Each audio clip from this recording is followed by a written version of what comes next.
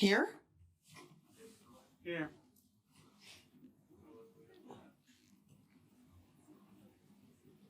I couldn't hear you. Controller Cohen, are you here? Yes, I'm sorry, I didn't hear you call my name. I'm here, present. Thank you. Present. Here. Okay, it appears that we are all here and we can move forward with the committee meeting. All right. Good morning, CIO Selection Subcommittee. Today I'm joined by our Human Resources team with Michelle Tucker and Doug Hoffner, in addition to our search firm partners, Charlie Dorr and Richard Hutton. And then I think we do have Crawford on the Zoom or online with us. So she's available for questions as we go through this. Just as a reminder, we're here to work together to determine the search criteria. We have some slides for you to look at that really highlight the search criteria that we had used the last time when not so long ago we were recruiting for our Chief Investment Officer. The collaborative work that we do is part of the shared responsibility that the board and the CEO have in hiring the Chief Investment Officer. So let's go to slide 3.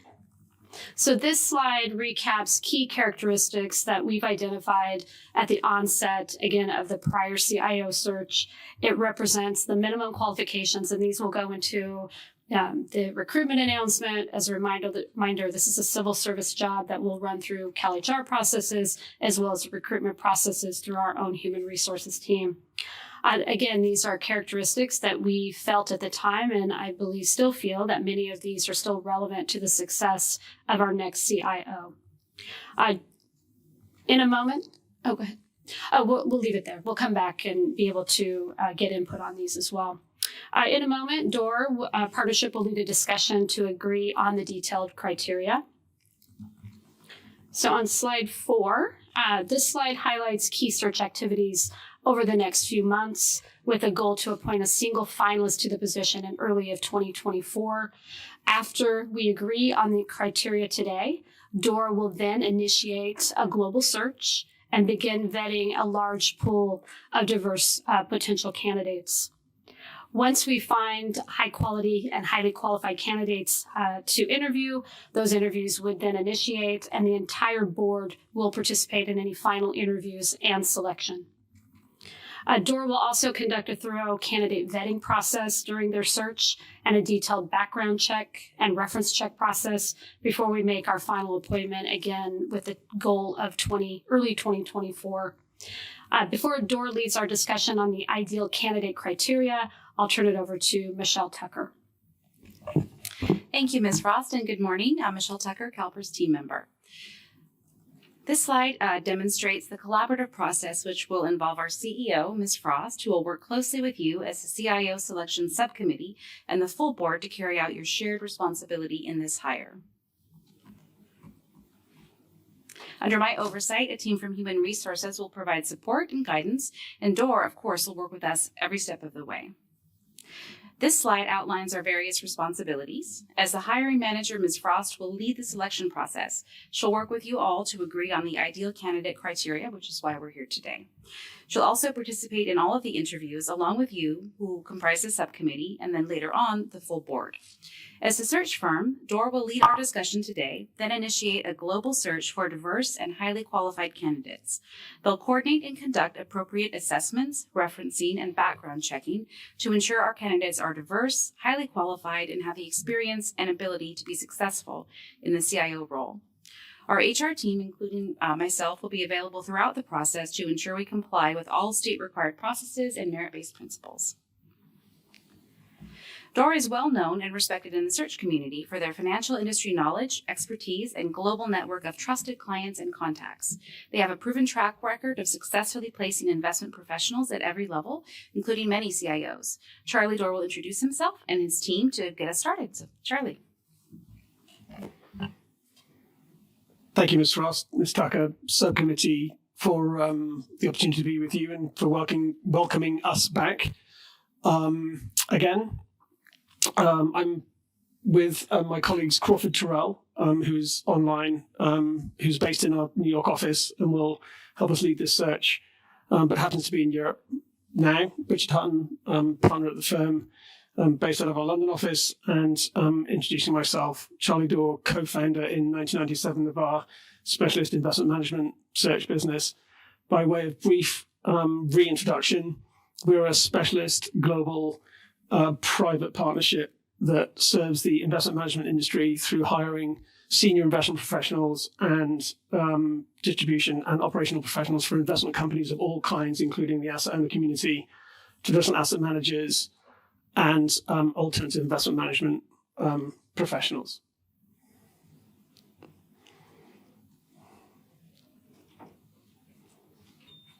Let's go back to the slide that shows the criteria that we had used during our last search.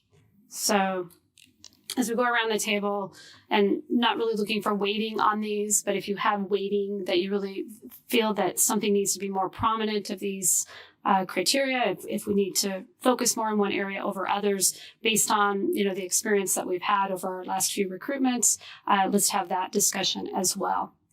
So the first criteria is just ensuring that the candidates have relevant investment experience. This is a highly complex job, as you all know. It's the largest pool of pension fund capital in the United States. Not only is it a complex portfolio, we have a large number of very highly qualified team members who work here in Sacramento, about 350 team members.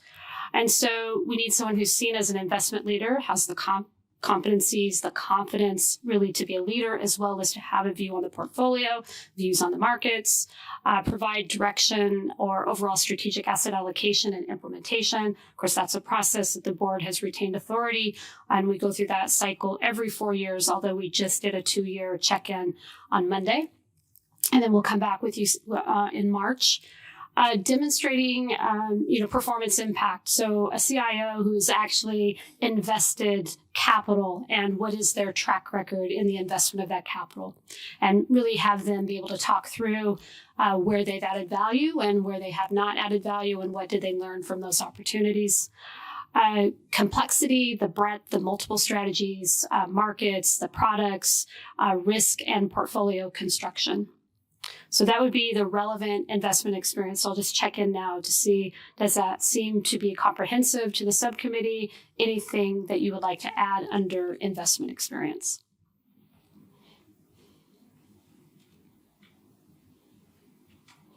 Okay.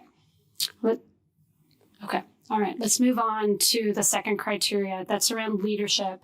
Having someone who has experience not only in managing, but leading people. And there really is a difference, as we've talked over the years. The difference between managing the work, managing the processes is very different than inspiring the team to do more, to be engaged, to be really a part of a team that works together and not as independent asset classes, not as independent team members, but a team working together at that total fund level.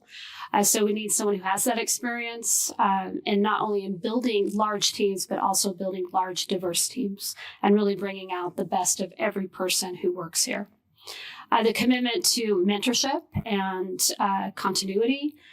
We've talked a lot about developing our own pipeline of talent as we look at leadership in the investment office, or frankly anywhere else at CalPERS, really building that pipeline of talent from within so that we have people who see themselves at CalPERS for years to come, people who want this role to develop out future CIOs. So the next time there is a recruitment, that we have a number of highly qualified internal candidates as well. So I'll pause there and see if there's anything on leadership that you would like to add. Yes, Lisa. Yeah, these are all very good, but there's a couple of concepts that I think are missing. And one is the ability to build collaborative teams and work collaboratively across many different spectrums. You're dealing with a board, you're dealing with other investment professionals internally, externally, all of the different stakeholders. Individual needs to be somebody who knows how to work very, very effectively with a diverse audience of people, And one skill that I think is fundamental to being good at that is the ability to be an effective listener. Yeah. David. Yeah, I'm not sure whether this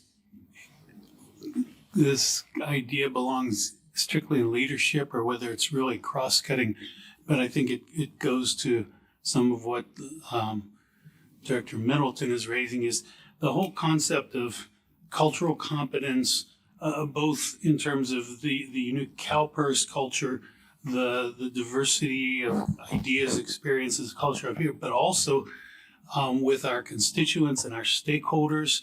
And it's not just strictly, kind of the narrow definitions of culture, but even things that relate to the politics of some of our constituencies, labor, for example, as a constituency, but also the kind of cultural change we're driving is a big part of leadership's job. And it's a long-term, continuity of cultural change. And for any of our leaders at all levels, it's a critical, that whole cultural competency kind of writ large. And I'm not sure it really even just fits in just one of these categories, because it relates to communication and sense of mission.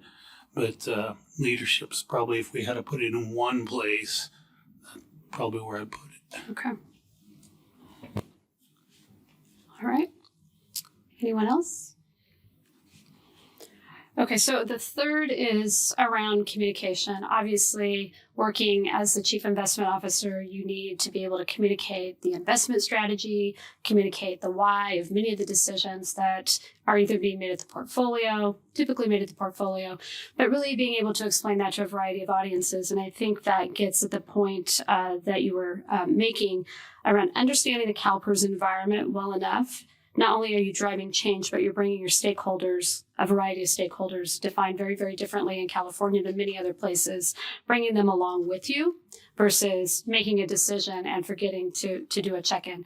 We also call that understanding your authorizing environment. The board obviously is the biggest authorizer, but we have other authorizers around, CalPERS in particular, and we need to make sure that we're understanding first their needs, their expectations, and to the extent that we can address them or we can resolve them. That's great. But there are times where we are going to be divided, but having, that relationship where you sit down and explain why we're not moving in the direction that, maybe a legislator wanted or a particular stakeholder group wanted, but still keeping the credibility of the decision, the credibility of the team, and the credibility of the organization when you're explaining to people that don't always like to hear no.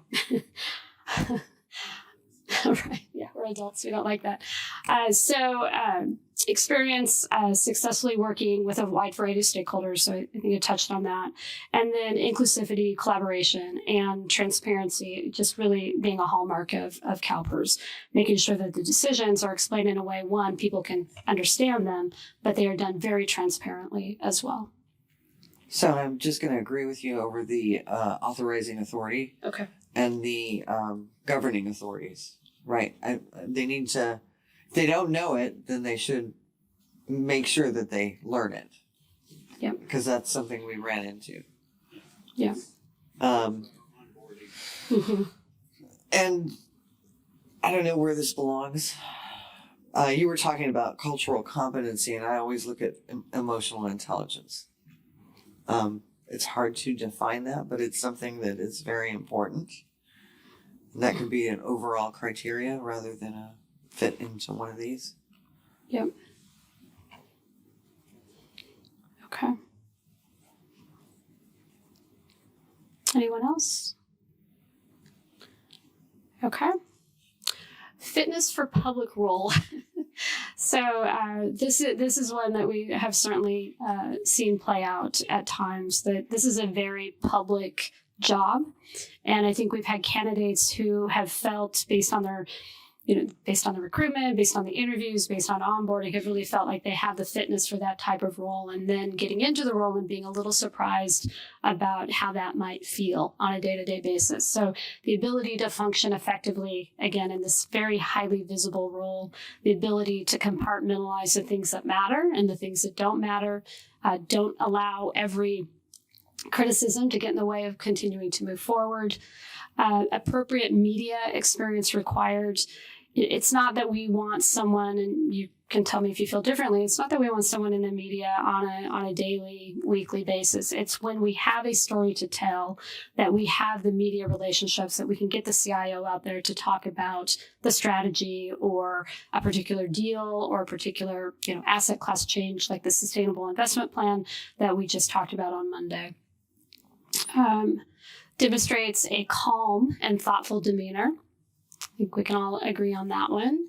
And then a process orientation and an objective mindset. And that might go a little bit to your emotional intelligence, but people who understand the decisions and how they impact people and not just how they impact processes. So that one we may need to modify the language just a bit. Okay. Any other thoughts on fitness for public role? Lisa? It's a You small. forgive me, I'm not able to see the slides. I'm just kind of calling in. This is Malia Cohen, and I don't know what the appropriate point is in the presentation, but one of the things that I'm going to be listening to hear is how are you going to be reaching diverse community members? Where you go to recruit is just as important as the leadership qualities, the background, and the experience and all that. Yeah. In my experience, I've done many recruitment high-level efforts. They kind of go to the same old place, the same old fishing holes. I don't know if that's right or wrong. I'm not here to cast aspersions on that. I'm just asking questions on how are you strategically going to reach out to the Latino community, to the African American community, the CROPS, the LGBT community. There, may not necessarily be in the same channels of traditional places where the search may be being conducted. Yeah.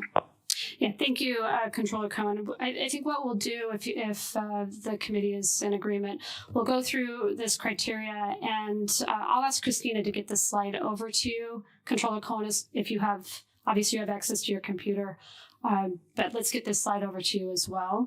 But I'll turn it over to Dor to talk about processes they use for recruiting or filling a candidate pool.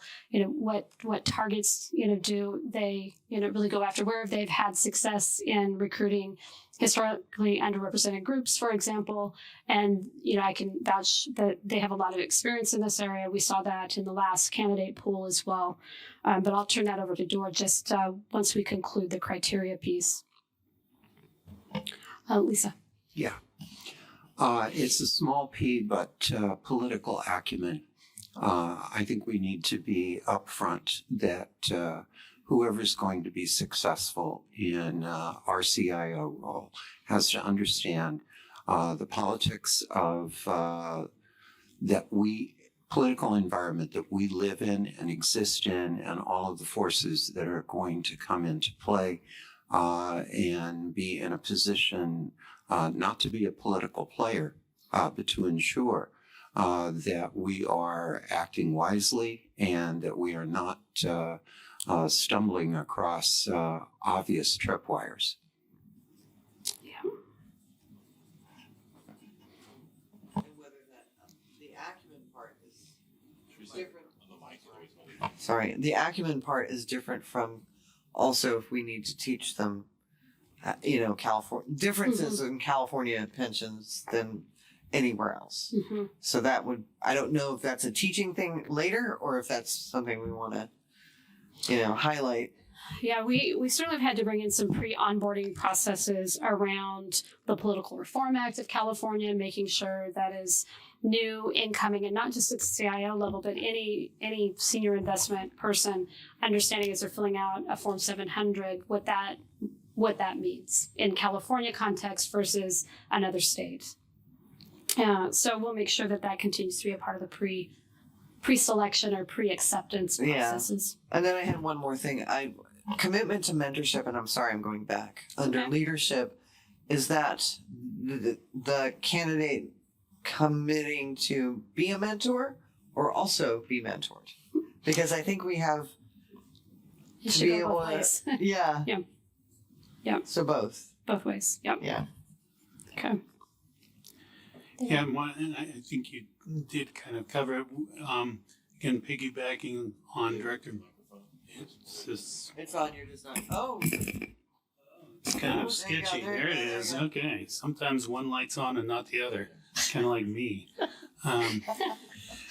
Yeah. But kind of piggybacking on Director Middleton's comment about political acumen, and I think Marcy touched on it too. I think there's both aspects of it that cross-cut everything. There's kind of that technical, the educational, the unique California environment in terms of, kind of the legal infrastructure, all that. Mhm. But it also is kind of like that Venn diagram where it touches on the emotional, it touches on the cultural. There's aspects of our political environment that are, I still consider part of that cultural competencies and that emotional intelligence, so that the message may be the same, but you can present it in a way that causes a big furor, or you can present it in a way that's sensitive to those manifestations of culture, whether they're political or whether they're otherwise. Yeah. So,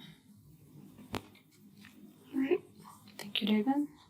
Anyone else on fitness for public role? And so then sense of mission, and this could be at the top, it could be surrounding all of the others, but I think we've all talked about having candidates who are interested in the mission of CalPERS, that every decision that we make at CalPERS is about insulating and protecting the benefits that are owed to 2 million California workers.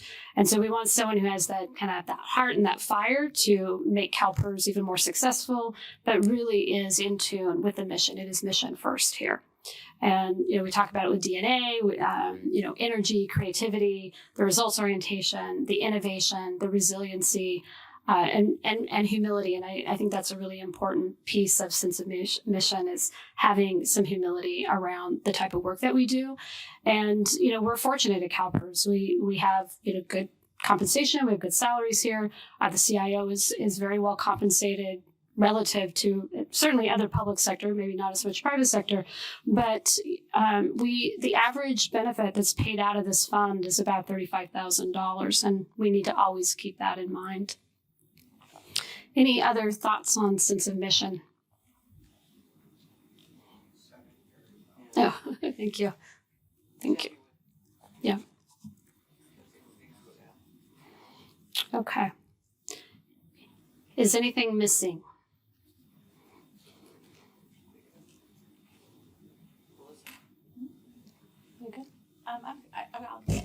So I think these are really good. Thank you for the thoughtfulness. Thank you for the presentation. Nice meeting you, Charlie and Richard. I think the hard part is that it looks great as like 5 points laid out, but they so overlap each other, right? And that's kind of, I think it's, it's going to be just really important in the interpretation of, one person who thinks their political acumen is really high may be completely not what we think political acumen, or, what Mayor Middleton may think is a good political acumen, right? So it really is, you can't get better words on a slide to do that. But I do think, the sense of mission is really, really important throughout all pieces of it, throughout all the other criteria, like in terms of investment experience, the long-term investor outlook, right? The risk management, right, is part of our sense of mission, not just, separate from the investment experience. It's part of why we think it's important for them to have mentorship on both ends. It's, it's kind of baked into all of these people, and they're also baked into each other as well, right? So it's, it's hard to say otherwise, but I think that is, just my notes here too. I think that I appreciate the thoughtfulness that went into this presentation. And I look forward, to keep going. Okay, great. Thank you. You bet. So just as a reminder how this criteria will be used. So will be used in how the team creates the candidate pool, but even more importantly, it will be used to develop the interview questions where we will delve into their experience and make sure that the definition of leadership aligns with what we're looking for in leaders. And that's typically where we see the difference in candidates is we have a viewpoint on what we're looking for and expectations around it, yet the experience doesn't align appropriately or perfectly. Doesn't have to be perfect, but almost perfect. So we'll have a lot of time to vet through the candidates based on those interviews and reference checking to validate that what they told us is actually a part of the experience seen by others. All right, so I'm going to turn it back to Dor to talk a little bit about the recruiting environment right now. Is it the same? Is it different than the last time we recruited? I know we're not officially out on the street, but I know I personally have been getting incoming emails and people saying I'm really interested in learning more about this opportunity. Obviously, we know what the caliber CIO role is, but what are you really looking for? So I think this presentation today will help others understand whether this is a position that they will remain interested in and then reach out more directly to you and your team, Charlie. Thank you. Should we perhaps comment first on the accessing of a diverse candidate pool? I'll hand it over to Crawford to start there, and Richard and I will comment where needed. Crawford? Yes. Hi, everyone. Can you hear me all right? Okay. I think I see Yes. some nodding. Good to reconnect with some of you and meet some of the rest of you virtually. I was involved in the last CIO search as well as the deputy CIO search. I think as a firm, we have been grateful to get to work on a number of different projects for CalPERS prior to now. So I think we do have a really great appreciation for how important diversity and inclusion is to your organization in particular, but we understand how important it is in general. And as a overarching process, which Rich and Charlie will touch on, we always incorporate as many unique ways we can to access a more diverse and inclusive slate of candidates to present. We embedded into our search process from top to bottom, but the two main areas when we're thinking about approaching this search is our A to Z process from the beginning. We never assume we know everyone, even when we've done a similar search very recently. And we, in this case, are going to look at the top asset owner organizations in the world, as well as asset managers, starting public pensions, corporates, endowments, foundations, as well as general partner asset management businesses.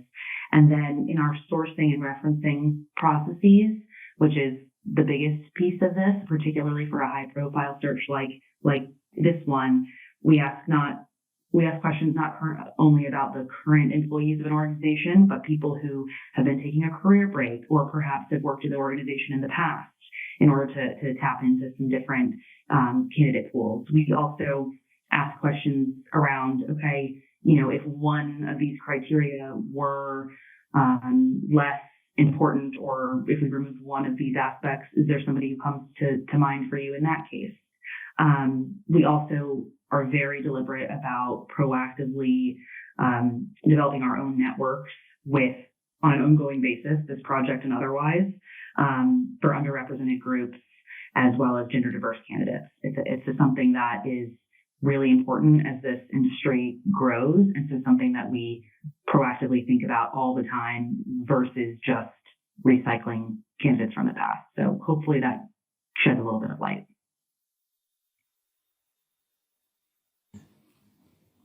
Thank you, Crawford. I'll just pause there for any questions on accessing a diverse slate of candidates. Malia, did you have anything to add to that or ask? No. Okay, thank you. Before perhaps, Richard, you'll touch on search process, I think there is a difference in the environment. It's tough to pin it down objectively. Maybe we were in the tail end of COVID. Maybe we were in a raging bull market, and demand for senior investment talent was more robust a couple of years ago. we have not formally kicked off our reach out to candidates, but yes, the amount of people who have been reaching out to us and you and both is higher in quantity. And I'm really happy to say we're quietly enthusiastic about the quality in the field and the quality and diversity in the field as well. And that's just the people who are reaching out to us. And we couple that with a systematic A through Z review of every target organization that is on our target search list. And as Crawford touched on, not just look at who the current CIOs are, but who the rising CIOs are who might be having a career break, which leads to a much more inclusive candidate list of gender diversity, people out having children, etc. And so there is a difference this time. Can't put my finger on exactly why it is, but the quantity and quality of the proactive people reaching out to us is quite refreshing. So these will be my famous last words, but quietly very enthusiastic on all the things that we've talked about today. Should we touch on search process? I was just going to comment. Melissa Willett was commenting that we've also made some changes, some improvements to the overall compensation for the Chief Investment Officer, and I think that has gotten some attention as well. Has that gotten some attention for you? Nobody's asking about it to you guys. It's down the list. I think this is covered in the mission-driven element. If this person's going to go work in the private sector, we're talking magnitudes of difference. If they're going to either stay in the pension system or public sector, it's marginal. It makes a difference, but no one's coming from the private sector to do this for the compensation. So I think it's additive, but not the determining factor. Well, yeah, but I don't know that we were even. Yeah. We weren't even doing real well with other public pension systems in terms of pay, so maybe that makes a difference at this point. It's not a blocker. Yep. Good morning, all. Just to compound on what Charlie was saying about the market commentary, I sit in our firm's London office, and the inbound that I've had to me, not just in terms of people who are potentially interested in exploring the opportunity, but CEOs, CIOs leaning in saying that this hire is structurally important not only for the California pension system, the US pension system, but the global pension system, and offering opinion, insight, access to knowledge, connectivity as well. And so very reassuring to hear that message, not just in California in the US, but from a global lens as well, and supports our global perspective around where we actually look for this individual. Can I ask real quick? I'm getting texts from people. Are we on? Because they're getting music.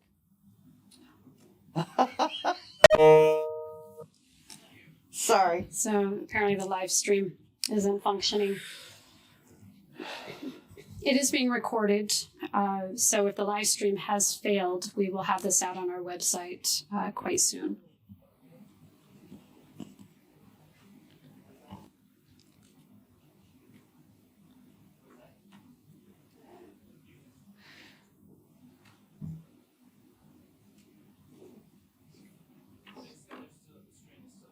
Okay, so let me have them log off and log back on, maybe.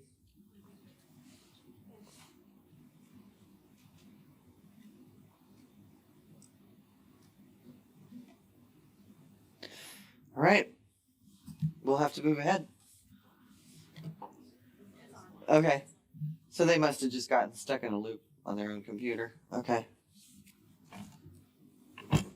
So just to spend a few minutes highlighting our search process. So we've touched upon this a little bit, but we will be running a global search process here that is systematic in terms of our coverage, it is diverse and inclusive, and it is reference driven. The idea being to identify, engage, and evaluate investment leaders who meet the search criteria that we have just discussed. Our focus in terms of where we look is the investment management industry across all spectrums, your public and private pension plans. Sorry, can someone tell me what's going on? Can you not hear us? No, it's silent on my end. Oh no. Hold on a second. We have to check on that, Malia. Okay. So you can hear me. You want to, and you didn't hear Richard? Yeah. Can you hear my... Richard? Can you hear him now? Hold on. Go ahead, Richard. Can you hear me now, Malia? Yes, I can hear you. Okay. Okay. Shall I restart for? I would. So, to highlight our search process, and we've touched upon this a little bit in Charlie's and Crawford's commentary beforehand. You're gone again, Rich. I'm sorry to say. I'm having the same issue. Yeah, I'll try another microphone. Does this work better? Crawford? Anybody? So far. So far, it's So working far. okay. Third time lucky. Yeah. So, just to spend a few minutes talking about our search process, Charlie and Crawford have highlighted some of the points mentioned already, but we are running a global search process here. It will be systematic in terms of our coverage, it will be diverse and inclusive, it will be reference driven, and the idea being to identify and engage and evaluate investment leaders who might match the search criteria that we've just talked about. In terms of where we go looking, it is focused on the investment management industry and its different iterations. That is inclusive of the public and private pension schemes, sovereign, quasi-sovereign entities, endowments and foundations, single and multifamily offices, the traditional asset management industry, and the alternative investment firms. What you see on the screen here is our search process broken down into 9 key phases, which hopefully is very clear and accountable with respect to what we're going to be delivering, not only for CalPERS, but the subcommittee and the broader board as well. Charlie, Crawford, anything to add to this?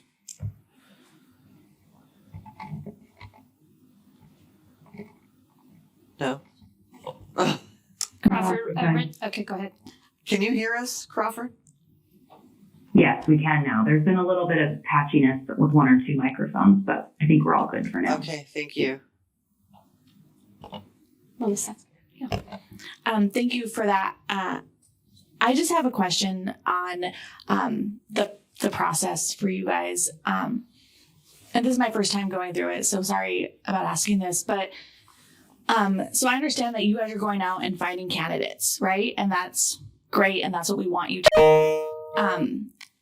But your value to us is doing that. So all these people that are coming to you without having you had gone out and find them, are they actually going to get the same, I guess, shake that people that you find are, if that makes sense? Like, just because you didn't find them, are they going to still be in the candidate pool? I'm just sorry if that's not what you asked consultants, but right? Like, people are coming to you. You don't have to go and find them. Are they going to get the same vigor of opportunity to be in the candidate pool as people that you will go out and find?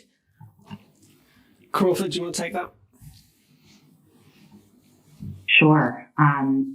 Yes, we're fortunate in this case. It's a very public search. There's a lot of people expressing proactive interest, but with kind of any search we run, there's always candidates who find us through word of mouth.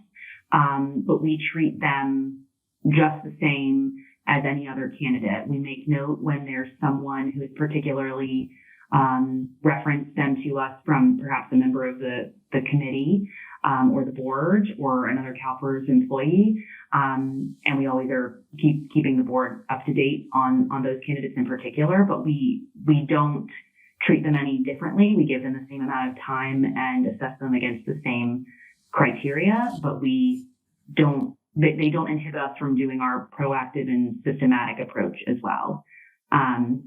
Hopefully that helps answer. So I think one of the technical problems is when you're done speaking, turn the mics off, because I believe about any more than 2, then we have noticed that we do get static on the mics.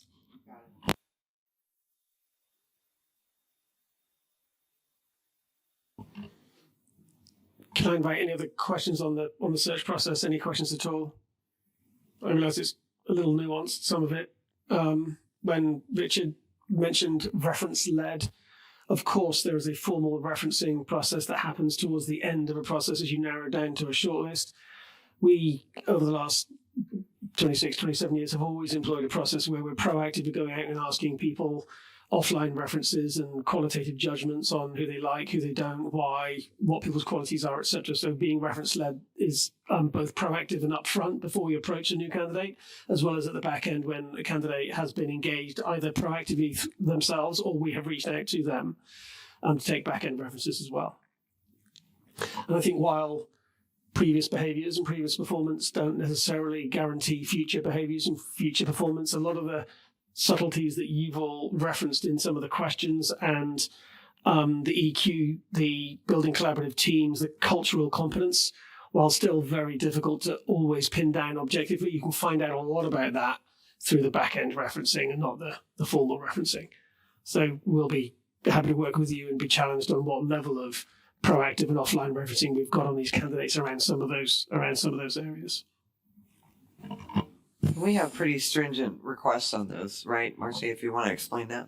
I was actually going to turn it over to Michelle to talk. So this runs parallel with the processes that our own HR team has to run. Again, this is a civil service position. So as these are the 9 phases for our search firm, our internal HR team has also got a set of phases that they'll be going through. So Michelle, could you share those, please?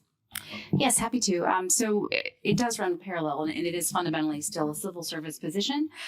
This team member, our new CIO, will have all the rights and benefits of a civil servant. So the position is currently posted on the Cal Careers website, which is where all public jobs are posted. So people can apply through that as well. And then we turn them over to DOOR, provide their names to DOOR, and then they go through the same screening process that way. So everything's very fair, very equitable, fully compliant with our merit and selection processes. And then once we go through the long list and the short list, and we get into which would equate to screening in a traditional process, then we come to the first and second round interviews, which are, rated and evaluated similarly to any other position. There is an examination, so we do work with DOOR.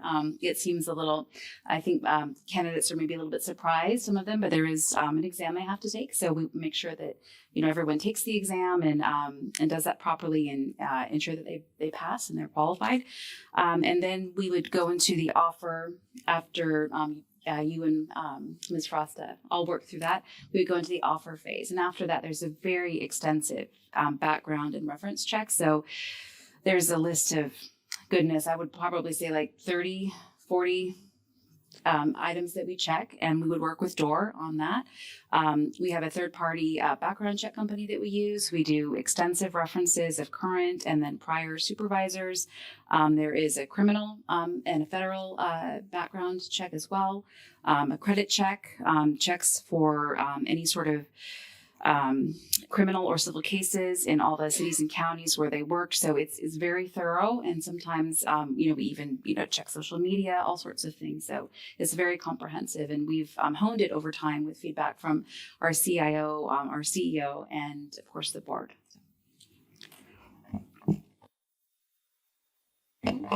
Sorry, so I'm also not familiar with the state process of hiring, not being a state employee.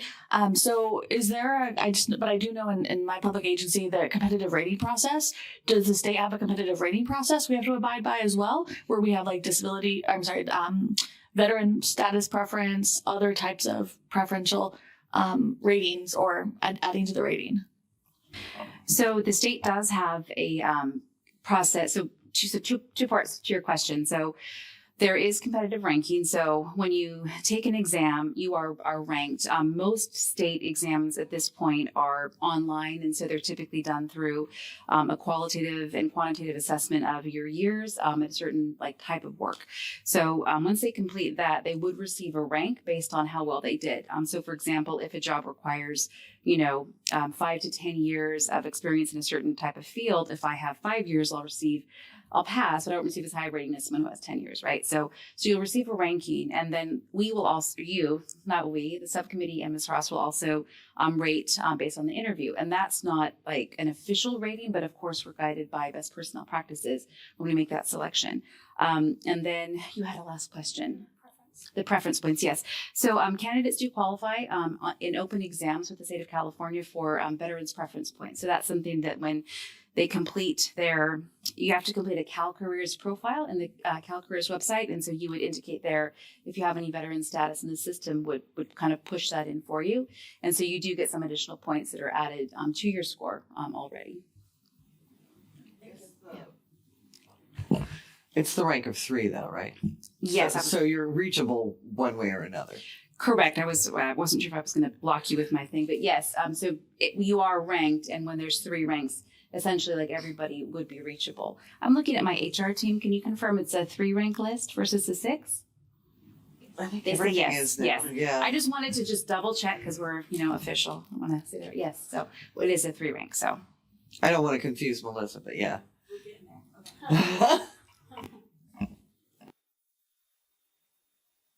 We'll also give to the subcommittee all of the background referencing, all the sources, that information that we intake as a part of the referencing. We'll get you that listing. One quick comment I would add is that, in case it wasn't clear in my prior explanation, that all the direct candidates, of course, there have been candidates reaching out directly to us via your partnership contact information that's been published. But we also, when we receive those applicants who applied through CalCareers, they all get the same treatment. We review every single profile. Every single candidate gets a response. It's not always same day by any means, but we try to aim within the week. So we're very diligent about going through the spreadsheet and all the documents that are sent over through direct application. So I have a couple of questions. So number one, I don't think we're officially out yet, correct? She says we are. Oh, we are officially out. Yeah. So people are taking the exams and submitting applications to the state? yes, the ad is officially out, and I don't know how many applications we have, but the team meets regularly with DOOR. So the HR team and I, and certain meetings, Ms. Frost, meet regularly. And so I believe we have candidates who've already applied. I'm not sure how many, but we do send them over regularly to Crawford and the team, and then they evaluate them. And then, Charlie, do you have any idea how many you've received contact but not the official applications? Any idea? How many people? I do. Oh, there you go. There you go, Crawford. Last check, it was like 55 that we had in the spreadsheet, and that was vastly people who had come directly to us, and then some who we had forwarded through Karen or someone like that, where it's been recommended to one of you all, and that name has come to us as well. But about 55 proactive candidates, which is far more than the last time at this juncture. Awesome. So that's inclusive of the folks that maybe already submitted their state applications. That is excluding those because we have not received the first kind of batching of the direct applicants on yet. Oh, wow. So we got a lot more to go. Okay. Fantastic. Thank you. Madam Chair, if I could ask a question to Malia. Sure. Go ahead, Malia. What's the test consist of? What exactly is it trying to assess? How long is it as well?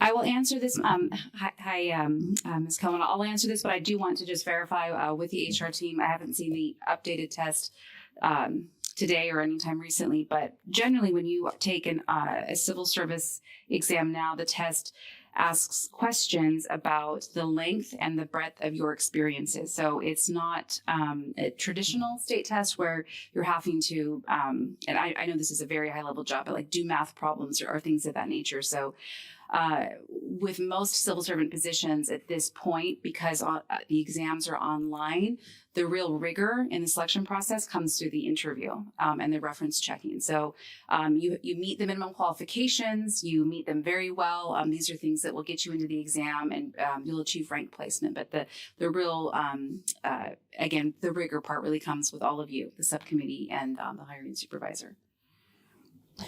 Michelle, would you describe it more as the supplemental resume that goes more in depth into your background, your experience, your technical side, versus remember the old civil service exams where you had the multiple choice and you had to, so it's more of a supplemental to your resume to really highlight your work experience as it relates to the job requirements. So as you move up to the ladder, those math problems, English problems go away. So as I recall taking a management level test, the last time I took it 10 years ago, it had leadership questions. What have you done in terms of leadership? What have you done, in the past? But what would you do? It had those kind of questions, kind of a self-evaluation too. So it may be different now, like I said. So there's different types of examinations in the state. And so you're right. This one is what's called a training and experience examination. So it's called a T&E.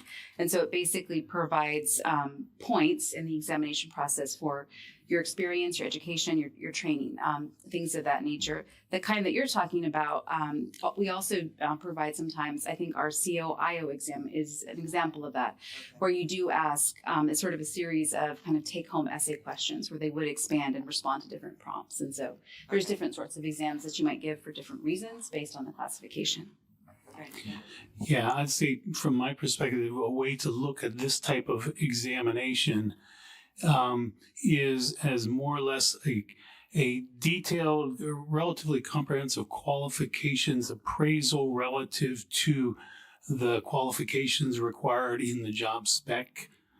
And then there may be a supplementary questionnaires or something that do some of the more traditional exam kind of stuff, but it's more qualifications appraisal than a test.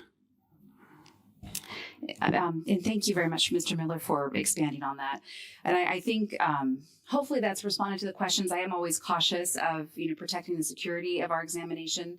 One of the tenets of the civil service process is that it is a competitive merit-based process. So not that there's math answers or something that I'm going to give away, but just want to be a little bit cautious about that and make sure that I'm protecting the merit system there. So are we, anything else you guys want to add for us, or does the board have any questions, any further questions? Anything else you guys want to add? No? So we kind of have our marching orders in terms of the criteria. We're good to go. Cool. Then I will, I'm going to adjourn the meeting. Does that sound like the thing to do? All right. Thank you very much. The meeting is adjourned.